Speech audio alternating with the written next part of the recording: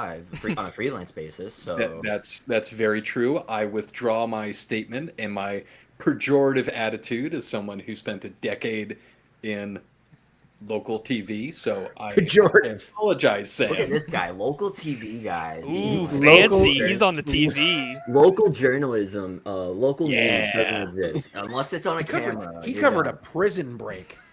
I did cover a prison break. I had to go and I shit in a know. cow field, waiting I did for not those cover a prison break. prison break people to go get arraigned in upstate New York. I got some war stories for you. Oh, we'll have to talk about him sometime, Tyson. Absolutely. Absolutely. You guys want to record a podcast? That'd be great. That'd be great. All right. Here we That's what I go. think I'm here for. So, All right. Yeah. We'll introduce you in a second, but we got to get through this.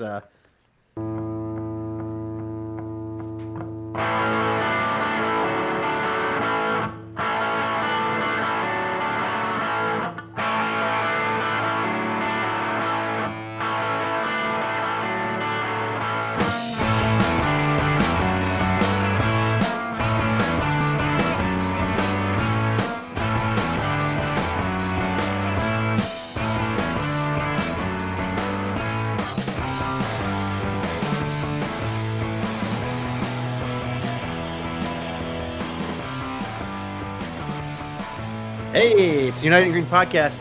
Back again. I think we're going to make a habit of this Thursday thing. So if you're here joining us on the live stream on YouTube, you can find us on the Blazing Muskets YouTube as well as United in Green's YouTube. Tonight we have back with us again, as always, Blazing Muskets own Sam Letoff. How you doing, man? Doing good, Mike. Doing good. Excited that we can continue to talk about some USL2 soccer. Obviously, got some developments, up in Vermont, up in New England, but it's a bigger league than just that, and I think we have the perfect guest to discuss that. Excellent, excellent. We also have Beards for Days, our returning champion, Tyson. How you doing, bud? I'm doing good in this miserable, disgusting Vermont October weather. This is the actual fall weather that we don't tell people from, New York City or wherever they go and come and think that, Vermont is this glorious autumnal paradise. It's like, no, it was 50 degrees and raining and cloudy for basically this whole day, for basically this whole week. That's real fall. It's the 3 inches. start of stick season. Yeah, like 3 I was inches gonna of say rain Noah this Khan week. called it sixth season, I believe. I called it stick season years before Noah Khan did. We all did. And I You do deserve like the royalties. Jesus Christ. Yeah, my daughter was wearing her stick season sweatshirt today. She's very proud of it. Yeah, I got 3 inches of rain the other day. I don't know how much I got today, but like I have a little. My lawn kind of dips down to where the long driveway starts, and I have what we call Lake Popovich, and it usually forms around the springtime when all the snow melts from the pile that the plow leaves. But now it's just filled up because we got 3 inches of rain in one day and probably about 5 inches. We got all of our rain that we didn't get during the summer in these last 4 days, which, it kind of sucks. We needed it, but it kind of sucks. Anyway, I digress. I had a great day today. I had some meetings. Then I got my hair cut. I got a terrible haircut. Going to a Green Mountain Boys wedding tomorrow. And we'll wish them luck at the end of this podcast. But we do have to get to our special guest tonight because this is the USL2 Extravaganza show from the United in Green podcast. Tonight we have Chris Wilson from the Talking USL2 Ya podcast. How you doing, Chris? hello. I am doing pretty good. Wondering when those 50-degree days are gonna hit me because we don't get very many of them. I got to tell you, I was down there in April. Well, actually, it was late April, early May for Jazz Fest in New Orleans, and holy shit! One, there's nowhere to hide from the sun down there at all. And No, and not two, not where they host Jazz Fest. yeah, and two, you don't know humidity. That's what I'm just gonna say. Anyone who claims to know humidity that's not from that region does not know humidity. It's like a rainforest without the jungles. Yeah, I think the average humidity here in Baton Rouge throughout the whole year is about 85%. Oof. Yeah, That yeah, is average baseline humidity. exactly, exactly. So you know where I'm coming from. Um, but anyway, we're here to talk about some USL2 and not just the Vermont Green this time. Even though we will wrap some Vermont Green into the conversation because uh, our listener demands it. Or our dozens of listeners, I should say. Um, Many, many. Many, exactly. So, Chris, generally when we have a guest on, we just get a quick soccer origin story. So, where did you pick up the game of soccer, and what made you love it? I mean, my first memory of soccer, like a lot of kids down here, is very simply some church league. There's a big old church, as most big cities have down here, and they just have some youth soccer. So I played that for 3 4 years. Kind of fell out of love with it after that. South African World Cup came back, fell back in love with it again. Have maintained kind of a low level love of it, and then COVID came around. I really started digging into it. Digging into, I think Atlanta United was the team that I followed, and then a team in USL2 got plopped down in Baton Rouge, Louisiana, only for a few years. But ever since then, I've been all in, loving USL League Two and just soccer in general. Yeah, and I guess just kind of besides obviously, getting the team, down there in Baton Rouge, just maybe what kind of stood out to you about USL League Two and kind of, piqued your interest overall about the league? I mean, I think the main thing was just I did a little bit of digging into it, and I realized like, oh my gosh, this league is older than me, and on top of that, as I was getting in, it was rapidly expanding. I think 2019 had like 76 teams, and 2022 had like 123. Now we're up to 143 in 2025, so it was just this very rapid expansion. It was all across the country. It was teams and fan bases that cared. And obviously not everyone, but learning about the likes of Des Moines Menace, Flint City, and some of those older ones that have still existed that have these large fan bases just really keyed me in because it's I as we kind of talked about a little bit before the podcast. I mean, it's a collegiate summer league. The players come in, play for a couple months, and then go back. But these kind of these cities have really rallied around these clubs, even despite the fact that they're amateur. And I absolutely loved that. And being from Baton Rouge, I knew that a pro club was unlikely. So probably the best thing that I was going to get for that would be USL2. So I've kind of since held on to that hope.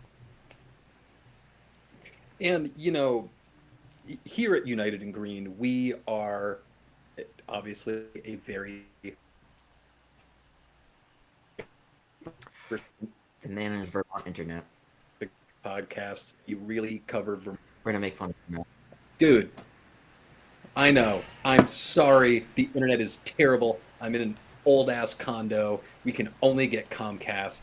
I hate Comcast with every fiber of my being. But anyway, so we are here at Vermont Green. We are a hyper local, hyper specific podcast. With your podcast, Chris, you are, we were kind of talking about this in the cold open. You are trying to cover the USL2 like globally. This is a endeavor that I have to think that you're pretty passionate about this to try and cover the entire league. Yeah, I mean, as I think we talked about a little bit before. I'm a big numbers guy. I really love all that stuff, and so I started off by doing elimination charts, which is just kind of, since the league is over 100 teams and only 32 get in, it's a lot easier to mathematically find out whenever a team's eliminated than whenever they've made the playoffs. And so that's why I called it that. And then after I realized I was putting so much time into that and people actually like cared about it. I remember this season there was a few times where I was a little late on it for one reason or another, and people were tagging me on like Twitter or Discord, like, "Hey, where's the charts? I need to know where we are." And that started a year or two ago, and so I realized, okay, people genuinely care about even that aspect, where they're like, "How close is my team to playoffs? How close are they to being eliminated?" And so I'm like, how can I kind of pivot that into something that might be a little bit more digestible for people that maybe either don't necessarily get Excel or maybe they want to have somebody tell it to them. And so I'm like, sure, I'll see about if I could do this as a podcast. And a couple of people have really enjoyed it, really encouraged me.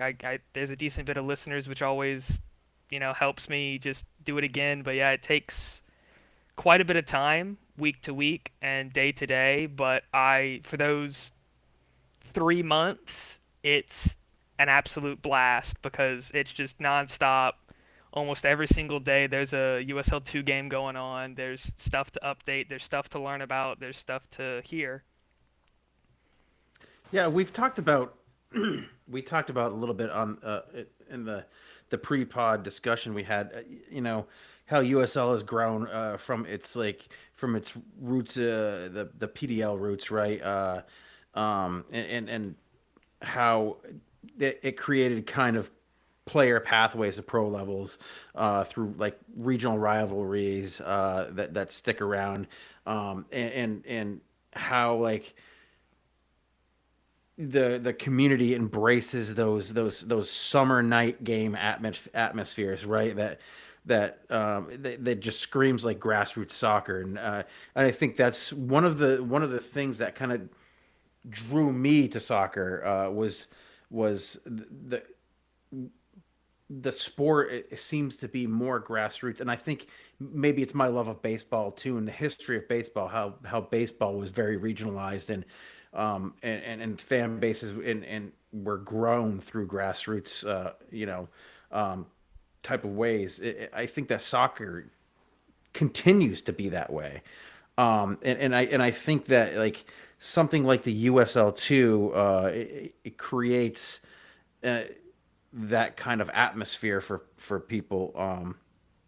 What do you think of like some of like knowing what you know and doing the research you do? What are some of like the past kind of, or not even necessarily the past, but the current like hurdles that the USL2 will have like navigating um, its place in the U.S. soccer pyramid?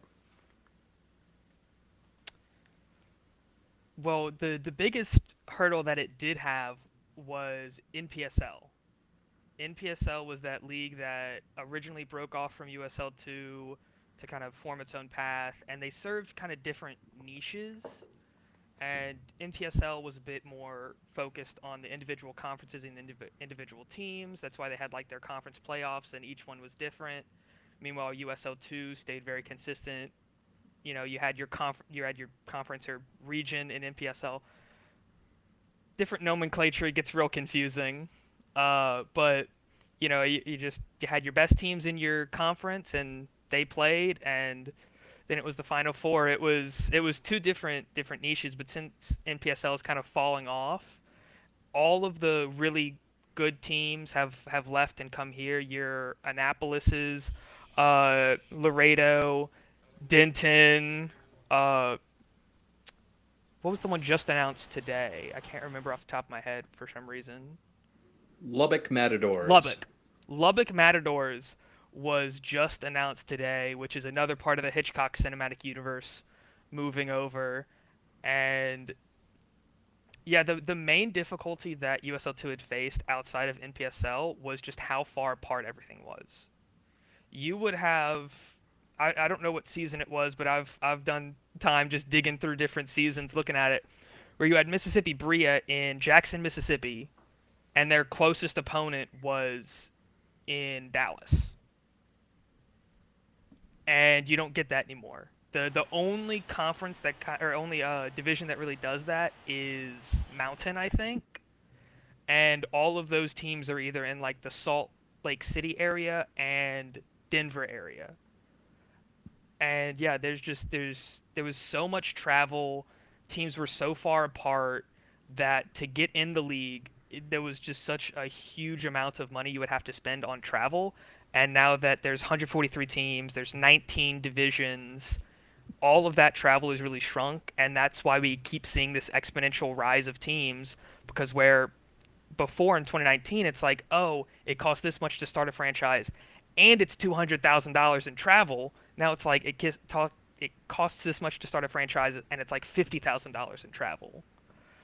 And so yeah, just basically every difficulty that USL has faced when with PDL now League Two, they've kind of overcome them, and I expect USL2 to continue to expand the way that it is.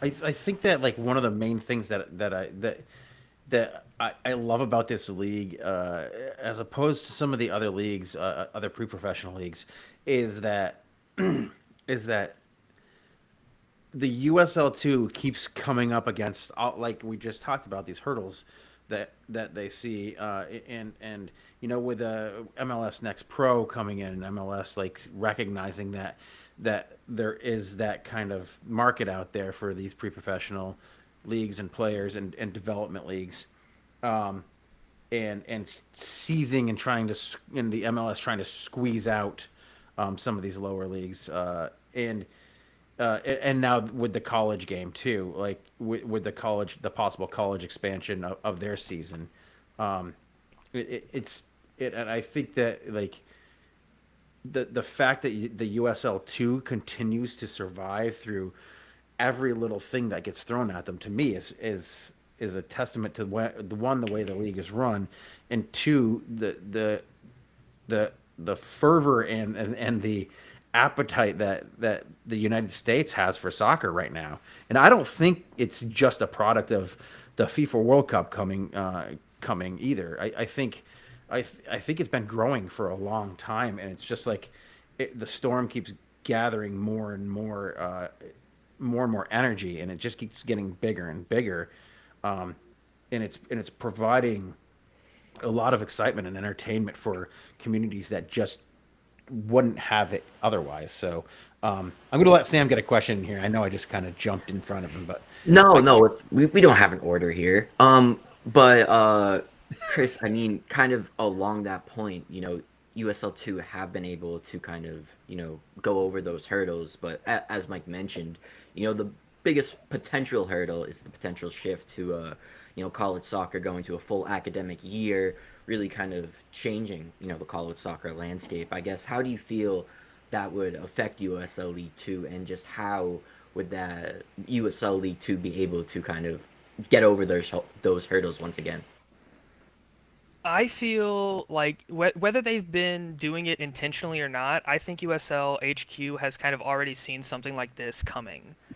So whenever PDL changed, or USL2 changed from Premier Development League to USL League 2, it was in tandem with USL League 1, but it was also in tandem with them expanding the overage amount of players. So back in the PDL time, I believe it was you could only have 3 people on your game day roster, your 18-man game day roster, 23 or over. Now I believe the number is 8. You can have almost your full starting 11 be overage players, and that's also why they switched to the pre-professional terminology. And with that kind of expansion of the overage players, it feels like that USL has kind of been looking into this possibility and allowing teams to explore the possibility of more and more overage players playing. And when it comes to directly when that change happens, if it happens, of the academic year US soccer, college soccer calendar, it still leaves room for USL League 2, and I believe the white paper explicitly mentions summer soccer as still an important piece, because that would then allow players that want the rest, they can take the rest for those summer months. But the players that are potentially in Division 2, Division 3, NAIA, JUCO, etc., it still allows them that area to continue to grow and continue to maybe get an invite to one of those Division 1 schools. Now, when you were kind of talking about some of the teams that, kind of interested you, kind of brought you into, you know, following the USL2, you know, you mentioned, obviously Des Moines, Flint City. Um, what in your mind kind of separates these kind of big, successful USL2 teams? I'll throw Vermont Green in there. I'd throw Ballard in there. I'd throw Annapolis in there. Absolutely. Like, there are some teams that just seem like they've cracked the code. They sell out. They are really well followed. What in your mind kind of separates those kind of teams versus, like, maybe, yeah, they may a team that might get, maybe a couple hundred people who come to a game, if that, and it's pretty routine, but it's not really ever anything more than that. I think one of the biggest things is just I don't know how else to put this besides just kind of being a little rude, but like an ownership that cares.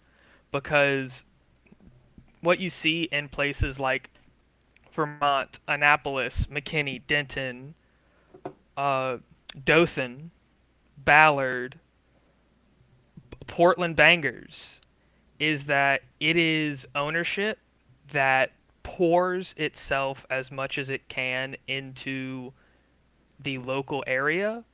And with that, a lot of times it's these local areas that either aren't going to get a fully professional, like MLS, NBA, NFL team, or they're areas that might have a few other minor league teams. Like Columbus, Georgia has a whole bunch of minor league teams, and now they have Columbus United, and they've kind of embraced that along with all the other ones. But having a soccer team like this, it allows the community to have something that's theirs. And like Burlington, I don't know if you guys have had uh, a minor league baseball before, but if you have, this allows you another thing that you can have. Uh, Baton Rouge, I don't think we might have had a minor league baseball team back in like the 1920s. Well, if a USL team comes here, that can be ours. This isn't a New Orleans team that we root for. This isn't a university that we root for. This is a team that the city can root for. And that's something that I think a lot of different people have figured out. I think I talked before about Michael Hitchcock, and he has really figured that out. He put so much energy, so much effort into having the club be a representation of the city and of the fans that are going to come out, which then leads those fans to want to invite more people, which then leads to more fans, which then leads to sellouts. And so just having an ownership that cares about the city first and then the team really leads to this explosion of support. Because as Mike, you were saying, it's a reciprocal thing. We care about the club, but the club cares about us. Yeah. So, we do have a listener question, and I think it is along these lines. Like, um, and the question was, how do you see a new operation like the League for Clubs fitting into lower tier soccer landscape? Is there enough demand, or will we end up in he says in a VHS versus Betamax battle? Which I'm of that age, so I remember that battle. It's like NES with the that's Sega before my time. yeah, So, yeah. But like, do you think like upstart leagues like the League for Clubs will just kind of fit themselves in, or will there actually be a battle between the established league and the newer league? uh, I think that there's a pretty solidly different niche between the two leagues. Just like how UPL has existed for what is it, 20, 25 years, but nobody really talks about USL2 versus UPSL because they're two vastly different entities. USL2, it's tens of thousands of dollars just to get your foot in the door, not to mention how much it is to start it. If, you three wanted to find 12 other guys, each with $200 in your pocket, you could start a UPSL club. It's two vastly different monetary and club requirements in those two leagues. And while the league for clubs is definitely kind of a step above that UPSL, I don't want to say it's a step down from USL2, but it's just a different niche for what clubs want to be. If there's a club that wants to be in that, rigid, pre-professional, potentially launching players, staff, front office people to that professional level, they're going to choose USL2. If it's a club that wants to, have a bit more to it than UPSL, but not necessarily to the level of USL2, there's TLFC, which allows for, they're getting regional premier leagues in to start kind of a promotion relegation thing. They, are limiting the amount of travel. They have all these other things that are built to help them, but it's kind of a different kind of thing that clubs will be. Like I know we talked about Coachella a bit. I talked about City SC. There are a dozen different clubs in USL2 that are attached to Rush academies. I don't really see any of those going to TLFC simply because that's not TLFC's purpose and that's not what those clubs' purposes are. So I think it's one of those things where they can cohabitat pretty easily and not have too much infighting. Unlike NPSL, which was directly from USL2, took clubs from USL2.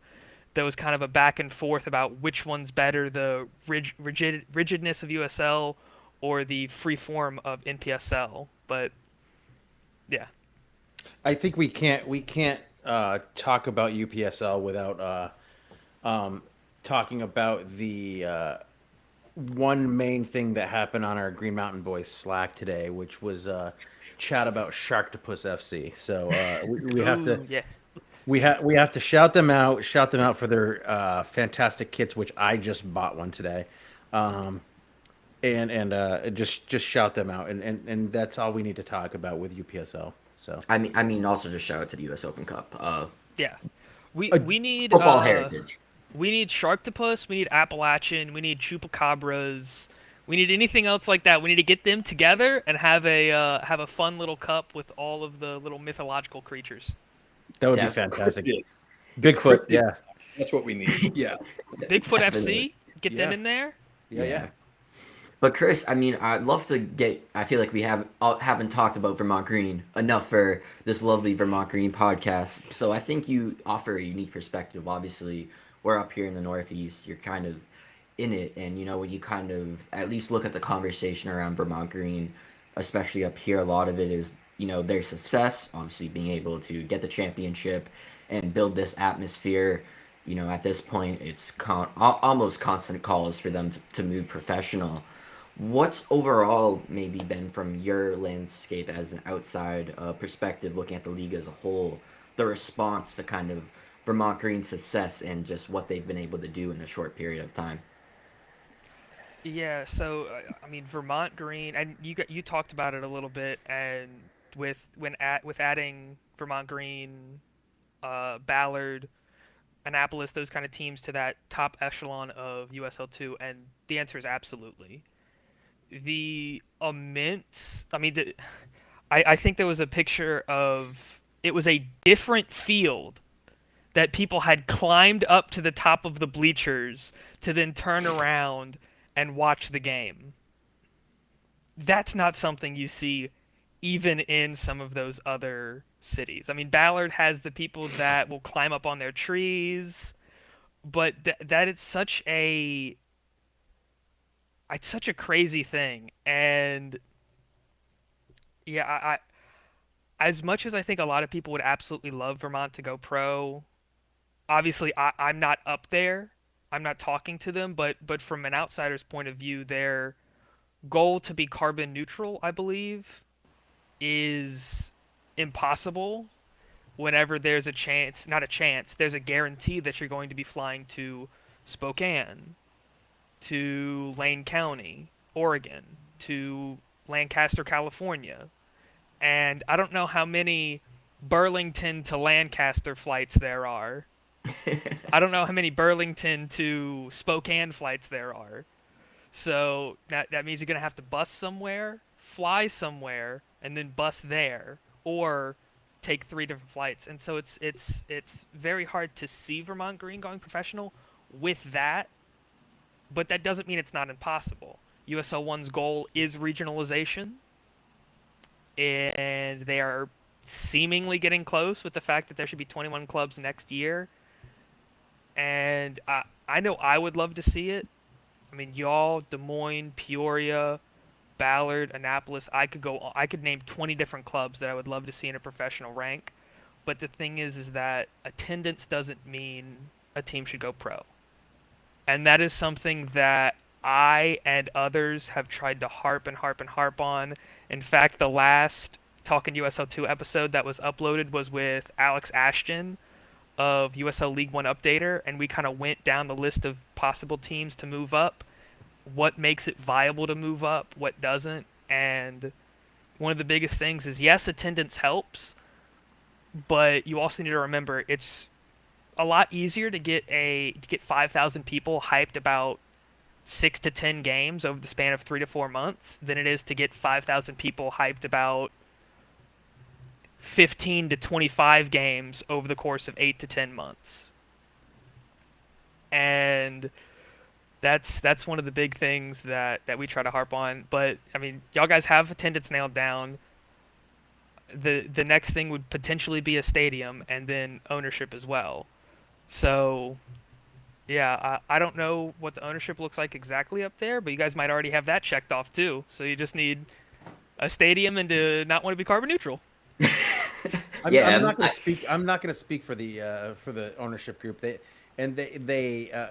generally they call themselves founders versus ownership group because versus owners, because owners just has that kind of millionaire billionaire connotation to it, and they like to say founders, and it's just because like they built this club for the community.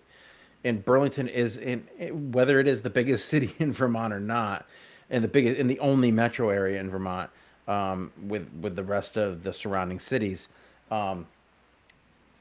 it is a small town. It's a small community, and it's a small town feel.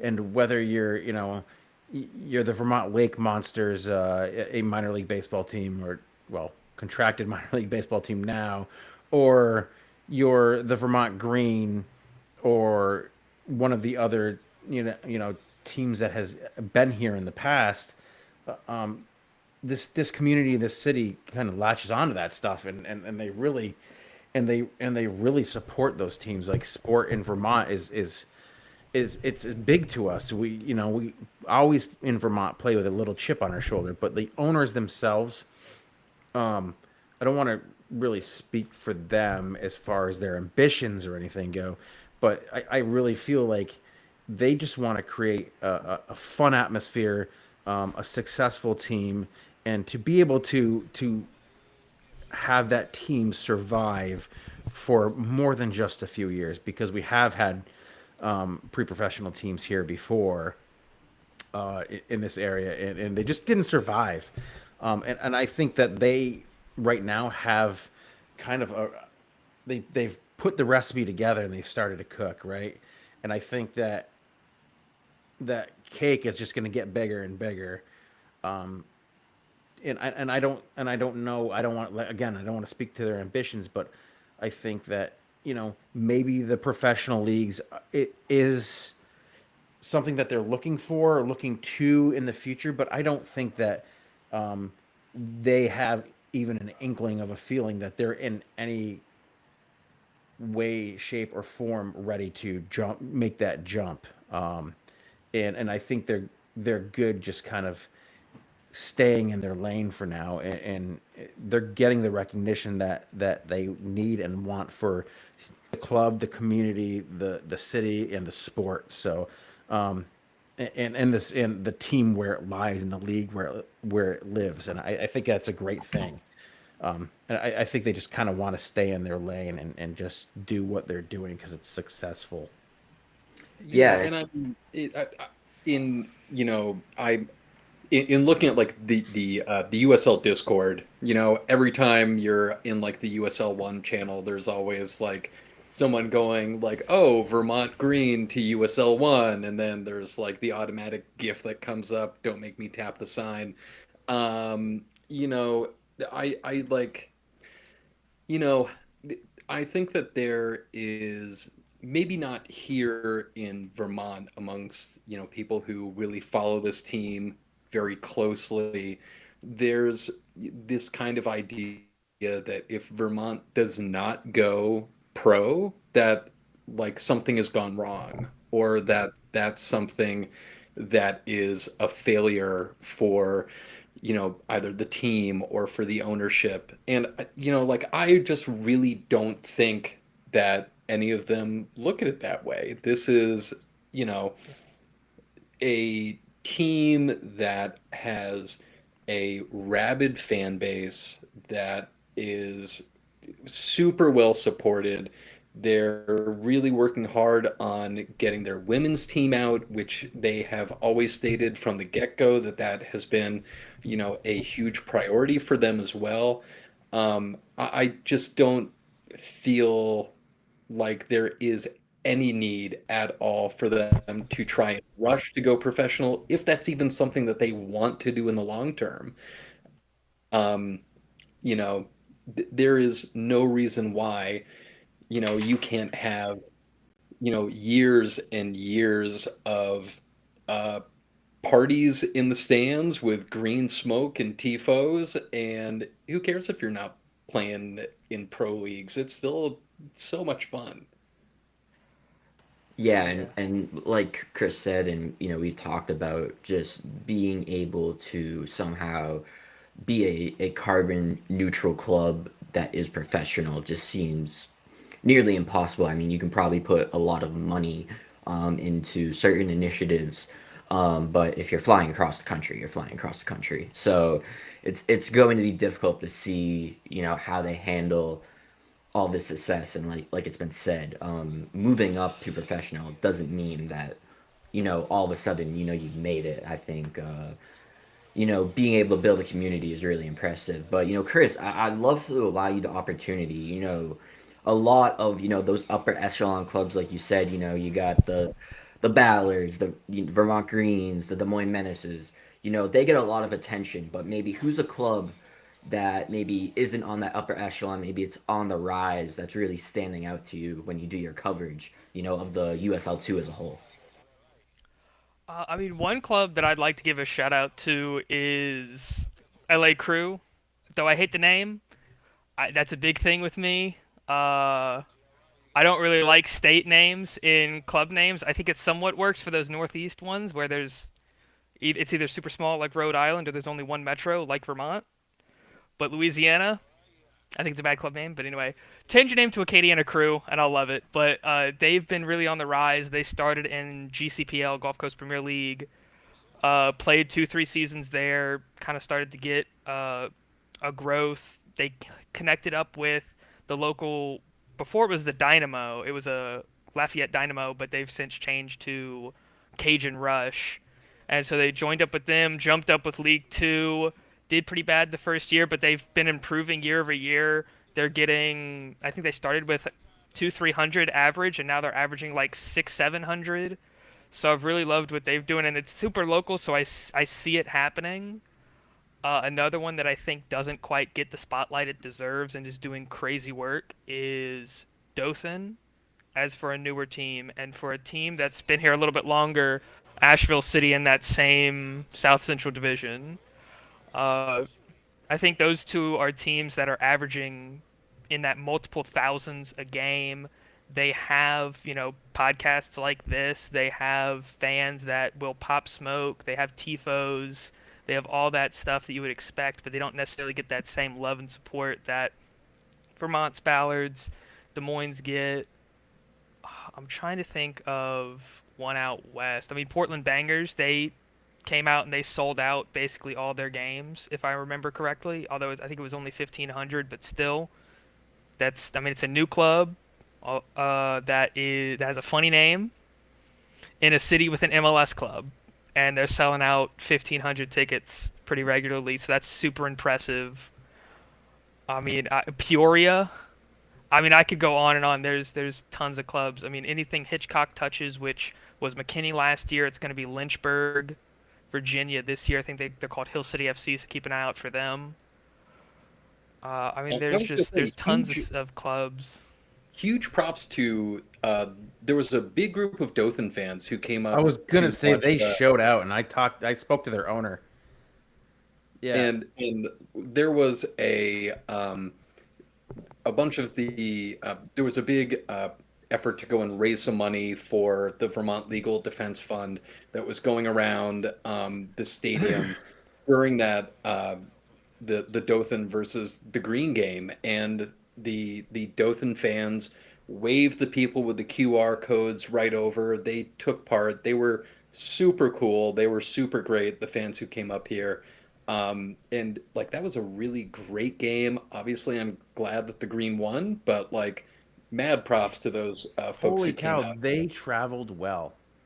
Yeah, I mean, just kind of like y'all, It wasn't that is just a club parents, you that know. I mean, has very quickly embraced the city. The city is responding. Dothan isn't exactly a large city. That's not really a city that's going to get any sort of professional club. It's not really a city that is even in most radars for a minor league club. But they can have a USL League Two club that kicks ass, and they but do. they also kick ass at men's leagues slow pitch softball. I can tell you that.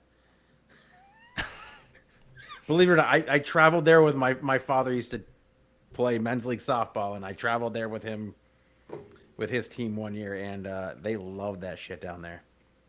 But I will say, absolutely. I think of all the traveling fans this year, I think the Dothan fans were uh, probably some of the best that I've seen. The Ballard fans were great too, um, mostly because we're kind of kindred, I guess you could say, on separate corners of the country, and but I loved seeing the Dothan fans, and we don't get to experience that kind of stuff up here in Vermont often, right? And it's just pretty amazing to me. I was gonna say the Lionsbridge traveling fans were kind of shitbags from what I recall. I wasn't going to mention them.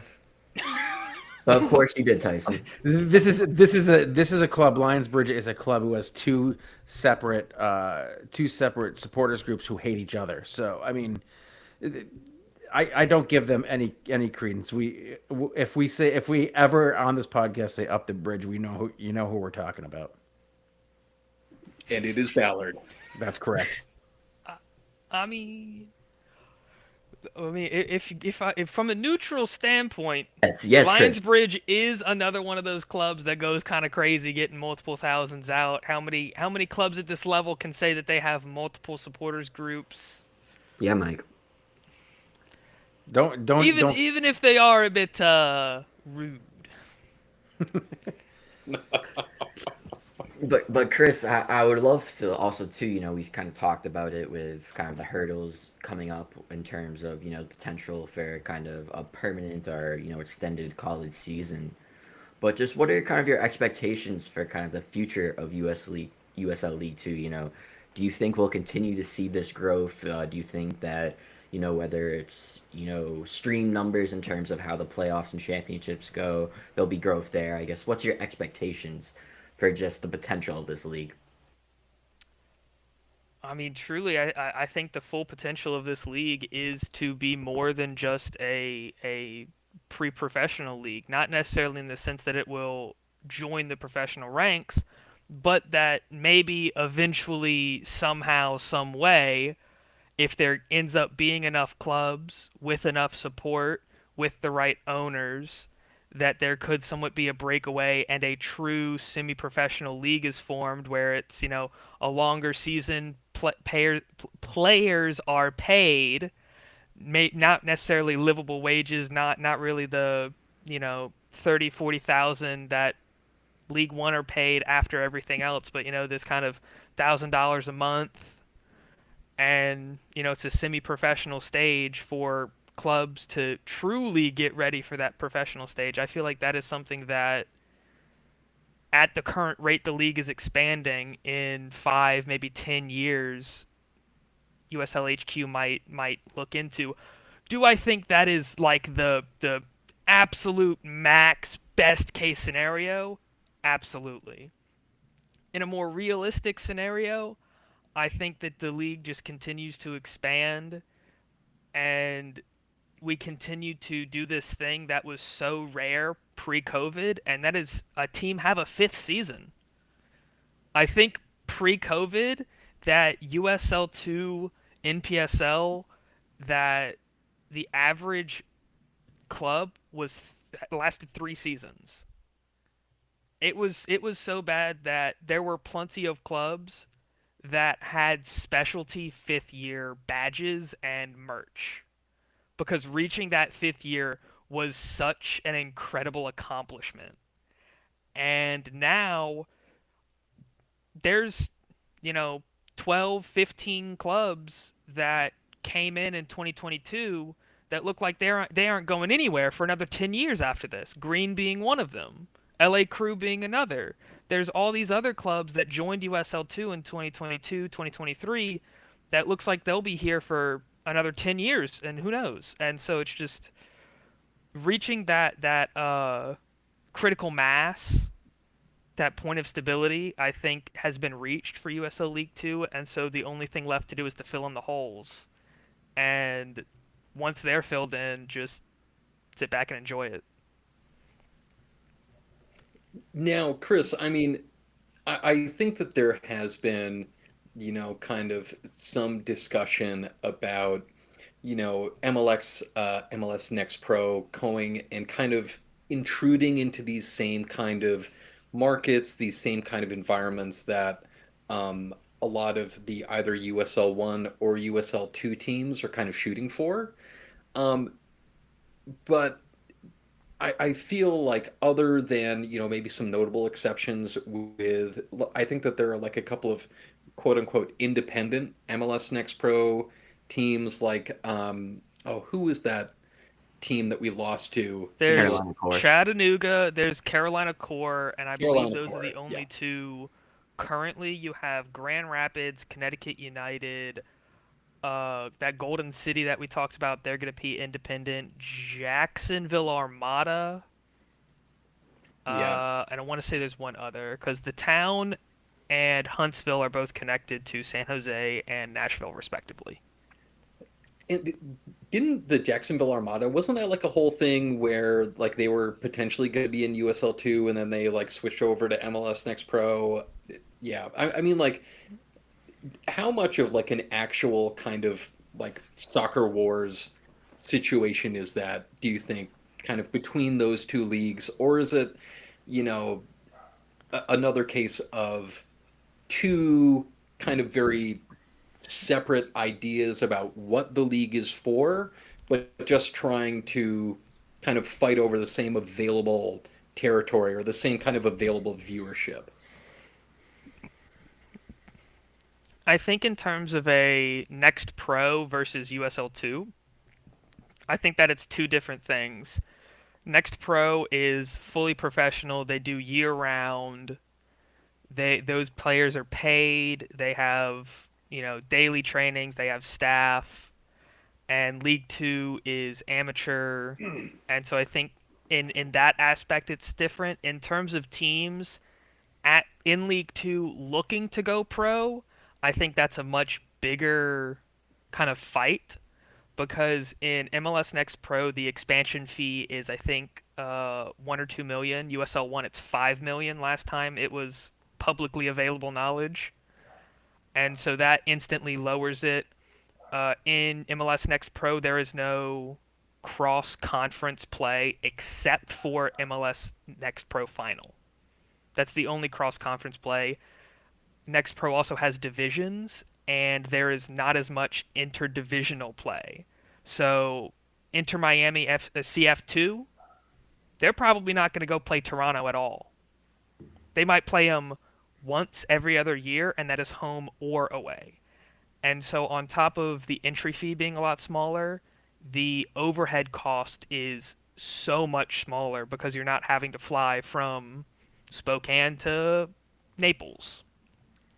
And that's kind of the main draw for MLS Next Pro is that it's still a professional team. If you're an independent team, you're still acting independently, and it's if you're an owner, it is literally millions of dollars cheaper to join. So some teams that have said like, "Hey, we want to be pro," that's probably a genuine conversation that they're having is do we want to pay more to have that more independence, potentially get into pro rel for USL, or do we want to get that cheaper, know what our costs are going to be year over year, and hope that people don't get upset at us and join Next Pro? I think the MLS Next Pro too also has the added bonus of being able to take from the MLS Next Academy and Pathways systems that they've developed. We can point to.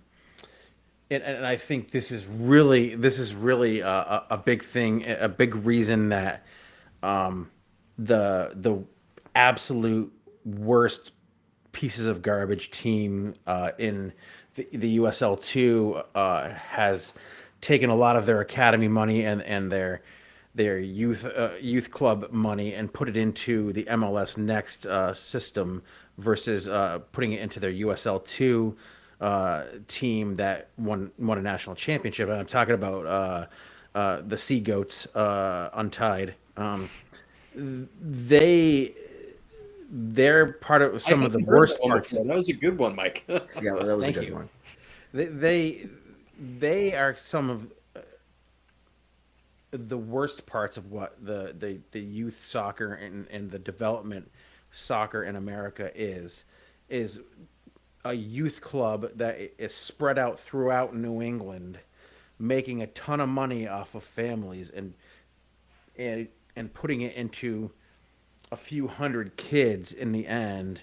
But like when you look at MLS Next with their, like I said, Academy and Pathways systems, those those generally what happens is that they're able to develop their players and bring more money into their club by doing that and still like not supporting their USL2 club. I think that some of that is some of the worst parts of what we look at in US soccer and the US soccer pyramid. Um, I think that's kind of an advantage though that the MLS Next Pro has is being able to pull from those academies, being able to pull from pathways, where USL2 has to pull from the college ranks and go out there and actively recruit kids for to do a 2 to 3 month situation in say a Burlington, Vermont, or Will on the chat just asked about Hickory FC. Like places that you wouldn't necessarily think about when you're thinking about soccer, right? Like they just don't have that ability. But I think that USL has a system set up where they're starting to succeed and they're going to succeed in the future. And they're taking a real gamble with this pro and rel thing. But the differences between the leagues, I think are myriad, obviously, but like the one main difference is the ability to pull from academies and youth setups. Yeah. I don't know. That was Yeah, I mean, rambling, just but having that MLS name. Yeah. No, but I agree. I mean, another thing with MLS Next Pro over USL1 or USL2, it's got the MLS name.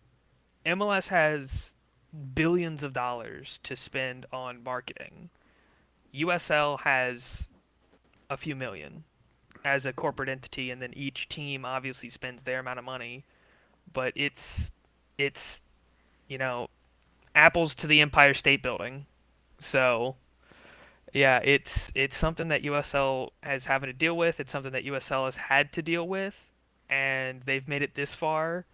The League Two as a whole is expanding, and I think that they've kind of found something that MLS hasn't quite invaded yet, and that's something that I think about every now and again is how MLS doesn't have this kind of summer pre-professional league like NPSL or USL2. Yeah, let's not speak it into existence, I think. No, no, they need to stay away. All right. Stop It, stop poisoning the water. exactly. And I mean, Chris, as we were talking, obviously I will be kind enough to make sure that Chris understands we were talking about Seacoast United. Uh, but Whoa! yeah, I'm Minus from three Minus one Vermont. points. point, That's Sam. -3 points for blatantly saying it. Well, I did it for our guest. But I Chris, think you got it from sea goats. okay, you know what? But Chris, in terms of like USL2 teams, like I'm assuming it's rather uncommon for them to have their own academy and kind of be able to, have these youth teams and also have a USL2 squad. Just like what is primarily the makeup of these teams? We are actually seeing more and more academy teams join the USL2 ranks. Like I said before, there's about a dozen or so clubs that are directly linked to a Rush club. Some of them with the name LA Crew has Cajun Rush. City SC is their own thing. I think Virginia Beach United is part of a Rush. And we're seeing that more and more where there are these pre-built academies. Delaware FC, New England FC, up in y'all's neck of the woods were both large youth organizations that created this new top thing to maybe somewhat siphon some more money from parents, but that's neither here nor there in this instance. And it's something we're seeing, or I'm noticing more is that clubs that potentially don't have academies are either starting to get academies or starting to link up with the local soccer club. I know that in Lubbock, the Matadors are working hand in hand with Lubbock Soccer Association. I know that there are a plethora of other things like that where there is a local youth soccer club that a USL2 club is linking up with and saying like, "Hey, what's your best players? Can we borrow them for a few games?" Or they're just kind of they're linking something that stops at 18 with something that continues after 18 that can potentially lead to college or a short thing. This is exactly what happened with the New Hampshire team this year when they started to lose, and it became clear that they weren't going to make the playoffs. All of those players went here and there, and I know one of them went to Lionsbridge, and we continue to make fun of him there. Um, Tag Healy is the name I'm going to mention. Um, but my kid is part of that system, and he was offered a chance to go at 13 years old to and play in that Seaboats system, and he chose not to. But I'm not going to sit here and say that Vermont Green isn't probably being uh, explored by one of the four big clubs here in Burlington. There are four big youth clubs in this city, and they all want to stake a claim, to the Vermont Green youth system when it gets set up. And my guess is that my son's club is one of the bigger clubs, one of the more established clubs. I think is probably got the bigger push. And the bigger in on that based on coaches from the Vermont or former players from Vermont Green going to coach there and that kind of stuff. But I absolutely agree. I like these clubs are probably being courted by a lot of these youth clubs in these areas, and Vermont Green is not unique in that situation. And I was going to say, Chris, I do kind of think that, like in my mind, that makes total sense that there should be more of these USL2 teams that, tap into their local soccer infrastructure. Youth soccer is one of, I believe it's the most widely played sport by, elementary up to like early high school age kids of both both for the men and for the women's teams, it makes absolute sense to me that you would try and tap into your local resources instead of having to go and do, what Vermont Green did. And again, I'm not mad that Vermont Green did it, where they basically put together an amazing college all-star roster to go on their national championship run. But honestly wouldn't be, I'm not going to be disappointed if we get more local players, more Vermonters in to be a part of the team. Um, you know, Vermont's a small state. It's what, 49th most populous state in the country. There and yet there are four massive youth soccer teams in the greater Burlington area. I see no reason why, the Green can't tap into that, and why more USL2 teams across the country aren't doing that exact same thing. Yeah. Yeah, I mean it's something that I mean youth soccer is so expensive for so many different reasons, and we can we can complain for hours and hours about how asinine all of that is, how complex it is, and that's something that I'm very happy that that is happening. That you're seeing these like I'm gonna use Crew as example yet again because that's just the one that's real local to me. That's the one that I know. That's the one I've watched. That originally when Crew started, it was pretty much completely separate from at the time Lafayette Dynamo. Well, then Lafayette Dynamo became Cajun Rush, and there was like a partnership where Lafayette or LA Crew would launch a second team back in the GCPL after moving up to USL League Two, and it would be called LA Crew Rush. And so it would be a mix of LA Crew and Cajun Rush.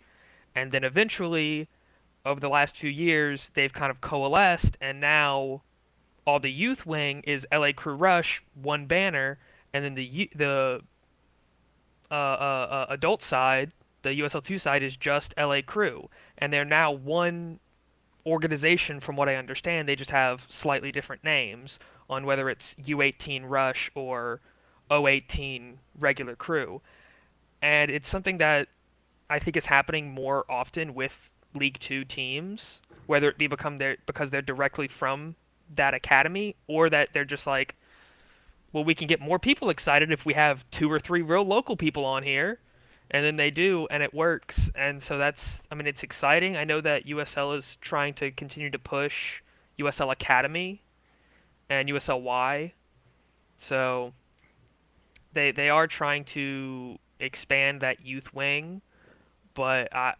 I've got no clue how they are gonna really push that, considering that there's so many other youth stuff that people can do. So you know what? I think we could sit here and talk about this all night long, and I would love to.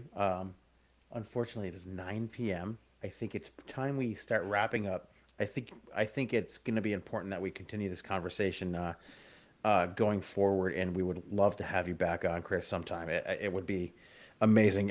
You're such a wealth of knowledge about the wider league, and like all the you know we joke about the dozens of listeners or our listener, but like the hundreds of people that actually do listen to this podcast or at least download it, they do care about this kind of stuff, and the championship this year for the Vermont Green was a big deal, and it was a big deal for us at this podcast. It's a big deal for the city, and it gets people involved, and it gets people talking about stuff, and I think that's in the end what we really want out of what we've got here in Vermont is getting people to talk to each other, getting our neighbors to talk to each other.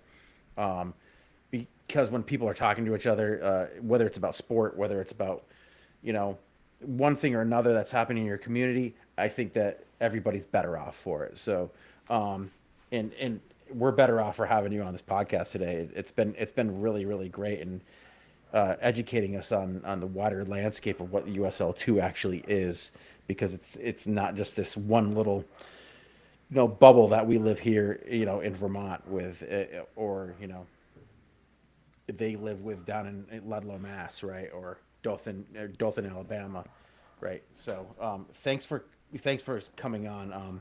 I want to give you a chance to plug your podcast and tell people what you're up to. So jump on that right now. That'd be great. So the podcast is called Talkin' USL to Ya. Currently, it goes out on Beyond the 90 Substack. I will be expanding to Spotify this next year. So, yeah, just reach out. I'm excited. Come the new year, I'm gonna get back onto getting episodes released whenever some more stuff has come out, and come the actual season, there's gonna be 2 a week, talking about each different conference. So if you just want to listen to one every 4, whenever I talk about the Eastern Conference, that's more than fine. So yeah. All right, Tyson, you got any final words for us today? Not really. Take care of your mental health. Enjoy the beautiful, hopefully beautiful fall weather wherever you are. Read a book. I'm going back and re-exploring the beautiful and wonderful library that is the single author Sir Terry Pratchett. His Discworld series is amazing, and yes, I said his own library. He has like 30 published books or something like that. He's amazing. Check him out. Yeah. Awesome. That's great. You know what? We should have a segment where Tyson talks about books. I was Like going a to mini say, segment. Yeah. Something for the future. Sam, what do you have to say for us? I have to say I'm glad that Tyson has a lot of books. He's a very educated individual. I just want to give Chris a shout out because when I popped into the USL Discord, just seeing the work that he was doing covering USL League Two stood out. So happy we were able to get you on the podcast. I'll give a book recommendation as well. 1984, George Orwell. Great book. George Orwell is really man was ahead of his time. That's all I'll say. But Literally in that book. very much so. But yeah, hope everyone is doing well. Hope you get to enjoy this lovely fall. I get to rest slightly and not have to trek to Gillette to cover New England Revolution for some time. I get to focus on other endeavors, whether it's high school football or covering the various other teams here in New England. But appreciate everyone who takes the time to listen, and definitely go check out Chris's work because it's amazing. I will second all of that. I do want to say that we are generously supported by the Blazing Musket. Blazing Musket is a New England soccer website that covers everybody from the MLS's New England Revolution all the way down to our biggest club in the world, Vermont Green FC. And you get, if you subscribe to the paid tier, if you can, if you have the means, just go out and subscribe to that paid tier. You get a lot of extra content, but you do get content from writers like Sam, and you get access to us. You get access to the Blazing Musket podcast in video form, which they have a roundtable monthly that involves yours truly. If you want to see my stupid face, go and pay the small amount to see my stupid face on that once a month. But other than that, just go out and support local soccer, support independent soccer writers, and make sure, like Tyson said, protect your mental health. But also, my weekly call out this week is going to be from a podcaster that happens to be a close personal friend, and whose team just got into the USL Championship playoffs. Matt Entrikin, I dare you to come onto this podcast and talk USL with us. I Oh dare man, you. we could talk Nathan Messer with him. Yes. Ooh, I do love talking about Nathan Messer. We could talk about how RAFC wasted Nathan Messer, who's tearing up USL League One right now. I mean, he's tearing it up. He's destroying. He The, is the destroyer of USL One. the man is scoring goals when he means to cross them. So Matt Entrekin, you're the weekly United in Green call out. So until we see you guys next time, again, protect your mental health, talk to your neighbor, and up the green. Up the green.